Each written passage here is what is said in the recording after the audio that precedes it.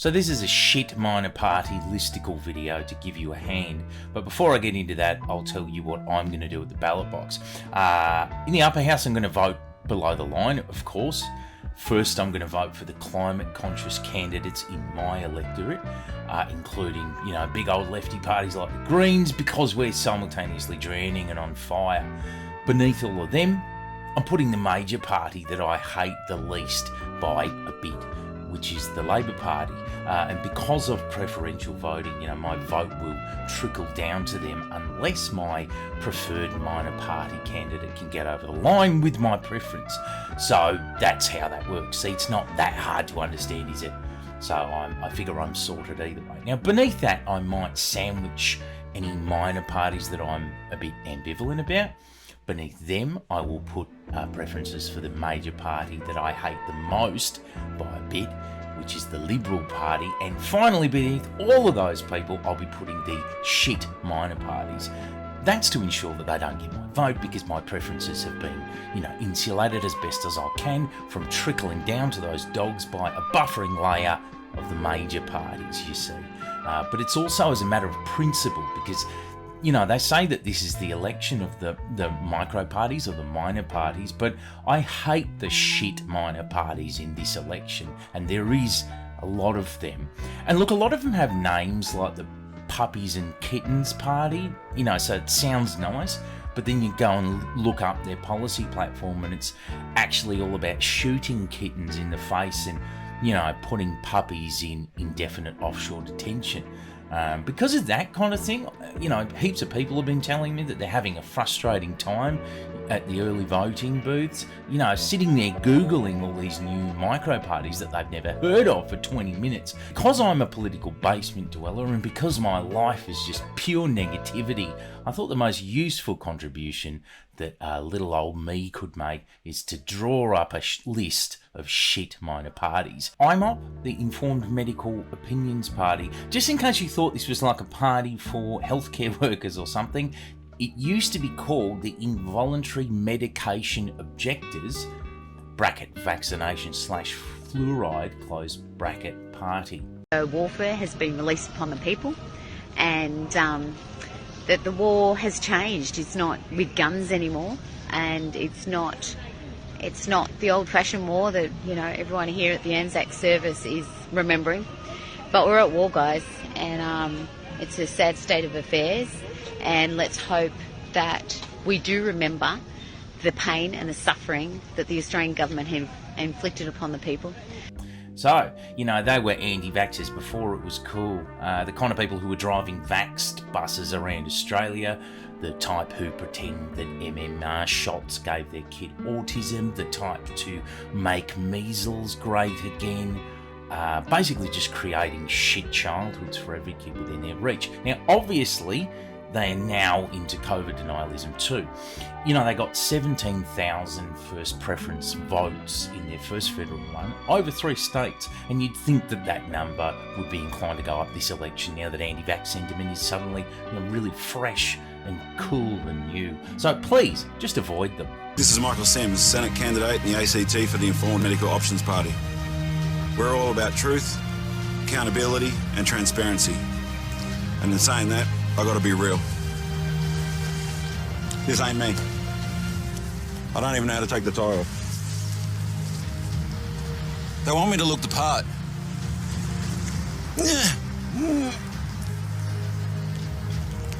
They want me to look the part. Sustainable Australia present as reasonable and centre-left, but they actually make an anti-immigration policy the cornerstone of their pitch and have done over a couple of elections now. I see this political formation as an attempt to capture a fiscally left-leaning anti-immigration audience, basically like champagne lefties who feel uncomfortable about living near brown people. That demographic. I don't care what their verbalised arguments are, that's what's really going on, I think. They dress up their anti-brown people shtick as a population control thing, but controlling immigration isn't really even a Malthusian argument, because immigration is not birth rates, and there's a lower birth rate in Australia anyway than in many other countries. So even if you were a real population control type, which still makes you a shit cunt, you'd probably say let them in.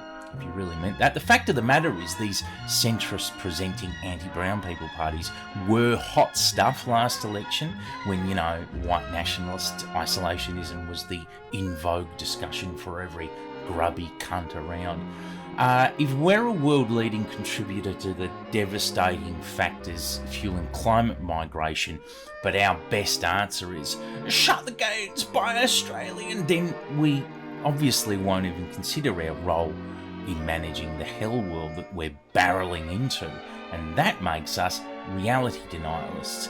I don't want to be that, so fuck these guys. The Citizens Party, so if this wasn't ringing any kook bells for you, it might do once I tell you that it used to be called the Citizens Electoral Council. That formation was created by famed US fraudster and kook Lyndon LaRouche, who died in 2019. LaRouche was a veteran, rampant anti-Semite, homophobe, conspiracist. First time I ever heard of him was at an anti-war protest I went to in Melbourne back in 2003. Someone gave me a LaRouche magazine. These people used to give them out at rallies. Now, as a bit of context, 3 years beforehand, the S11 protests happened.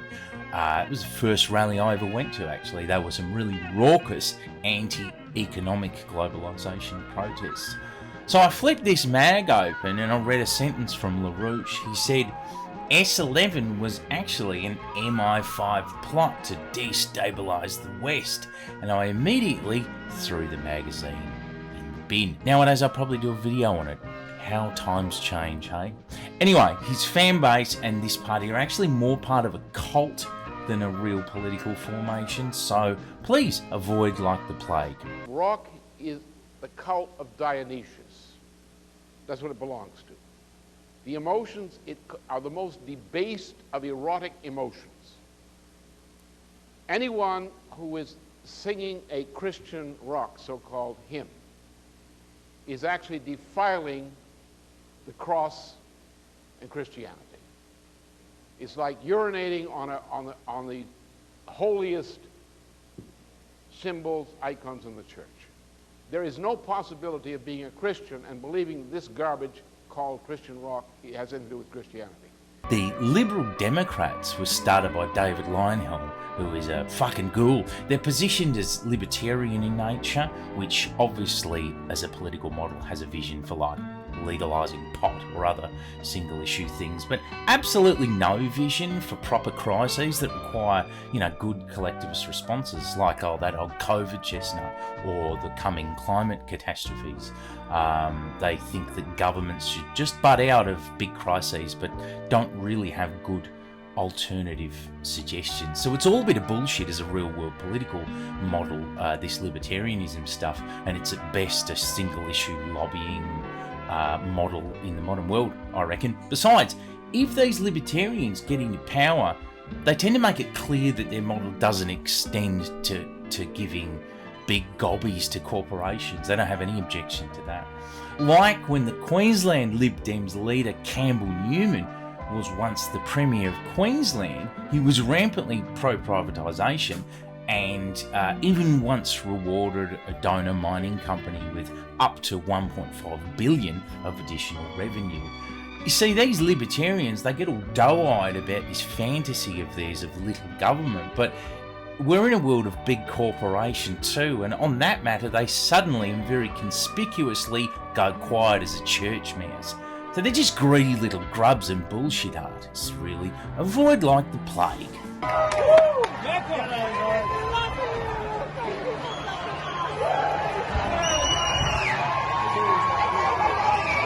Pauline Hanson's One Nation is a party obviously known to you, racist, homophobic, anti-worker, but because their leader misses whole syllables charmingly from half the shit she says, and because she so famously feels sorry for herself and has a good cry whenever she's a bit embattled, boomers love to forgive the racism and shit because she knows what we're thinking. Apparently, if you just say, I know what you're thinking 1,000 times, eventually idiots will start saying, she knows what I'm thinking. Apparently, it's bad elitism when someone like me calls people dumb for that.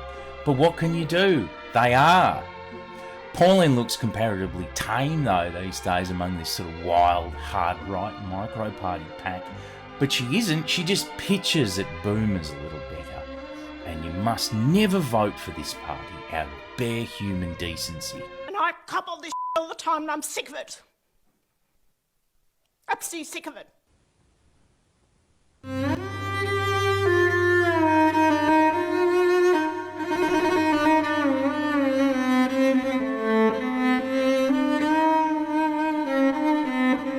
The Great Australian Party is soft-sit conspiracist rubbish.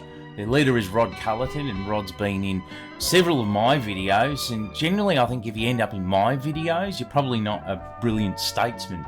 Rod lives in a fantasy land.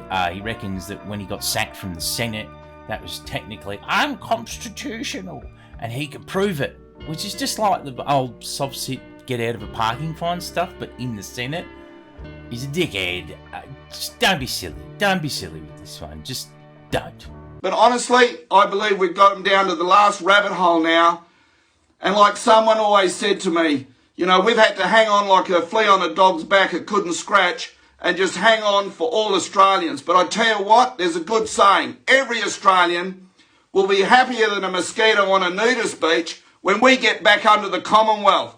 So support the Great Australian Party. The United Australia Party? Well, I already did my last whole ass video about UAP kooks, so you should know where I stand on them.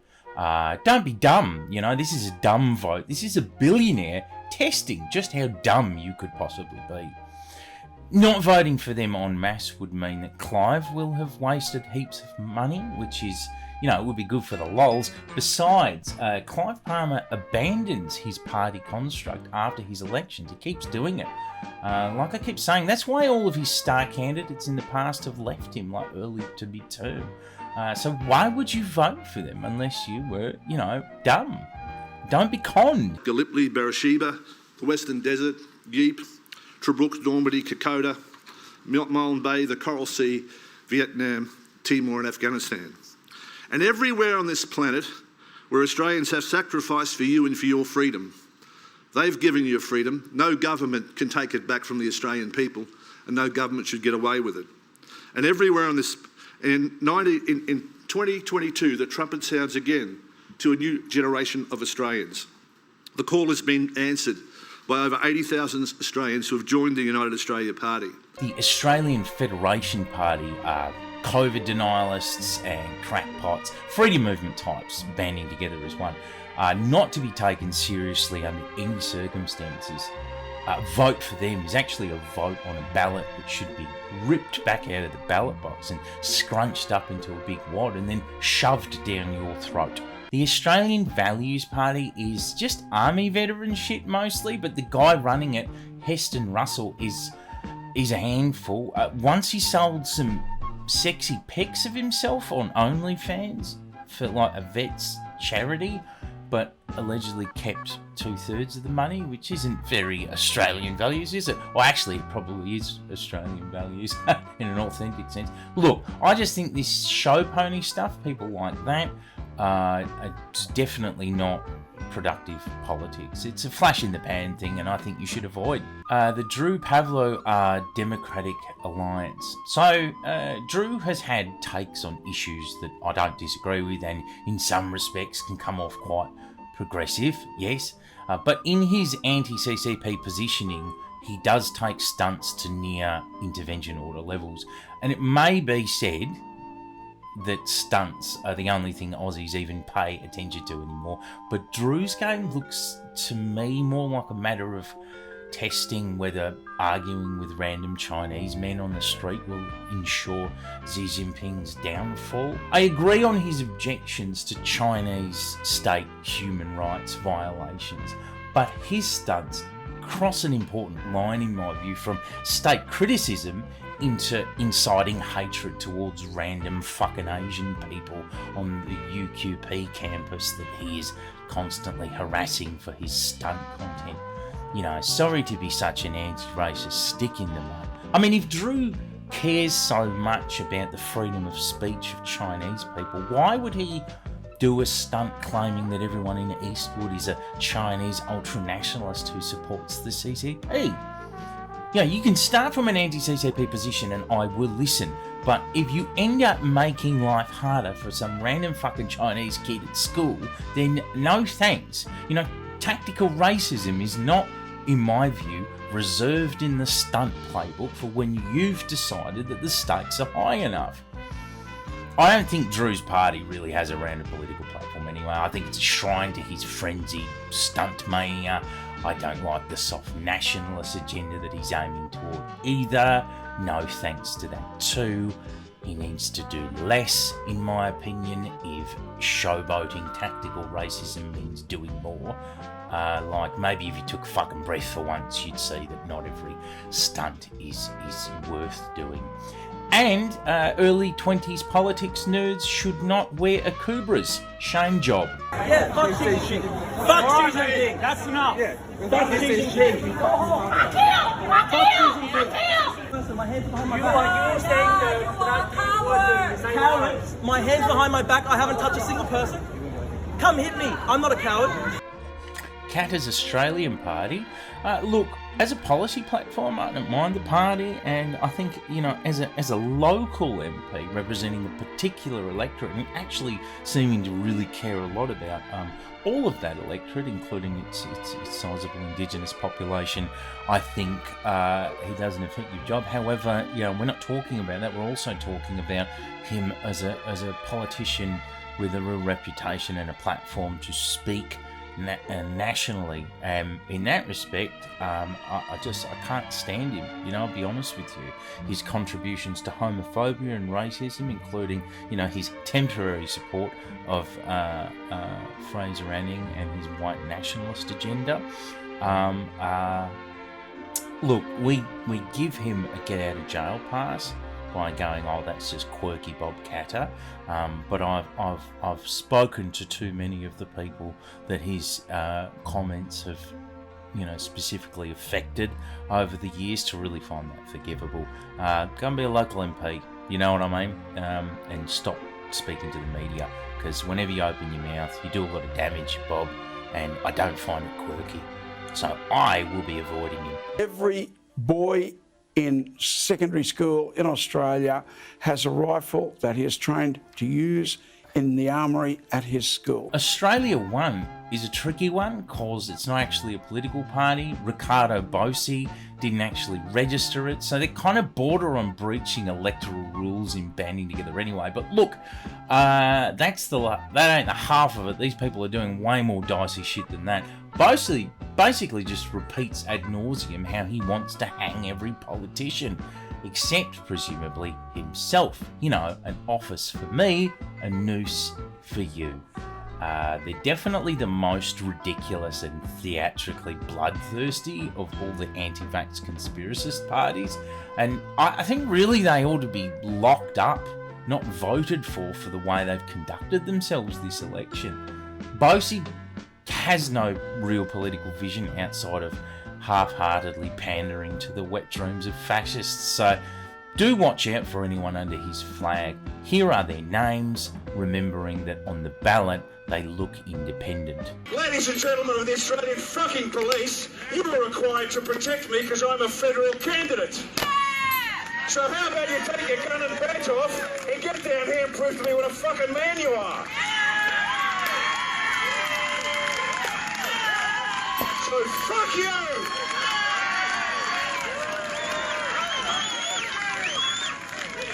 Now, you pedophile protecting Satanist, you Masonic filth, if you think your organisation is going to save you, you are sadly mistaken, because my information indicates that you're already taking each other out.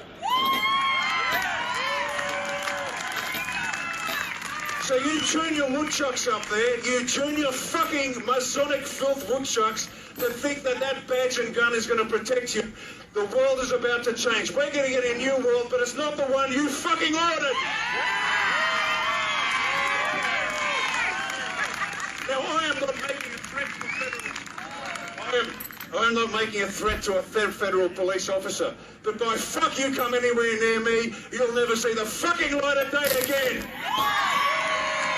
Reignite Democracy Australia is the same actually as Australia One. They didn't register as a party, but they have two candidates kind of half doing the dodgy and banding together as independents, and that is Monica Smith and her hubby Morgan C. Jonas. If you watch my videos on Freedom Coots, you will absolutely already know both of them very well. Again, avoid like the plague, please. And you know what, police? No offense, but you can do whatever you want to us. You can fight us, put us in jail. We don't care. We will die for this country. Australian Christians, look, you know, some Christians are great people, great, but these ones are climate crackpots and homophobes. Yeah, the shit kind of Christian, so please avoid. We're standing for faith, for family, and for freedom.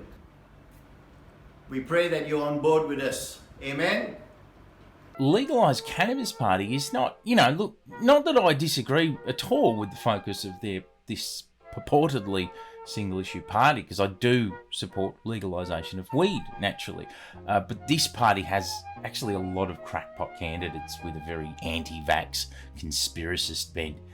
And there's enough of them for it to not be an outlier. I mean, I think at the bare minimum, if you really love the weeds, check hard, first of all, in the ballot box by Googling it, or beforehand, as to who your local legalised cannabis candidate is.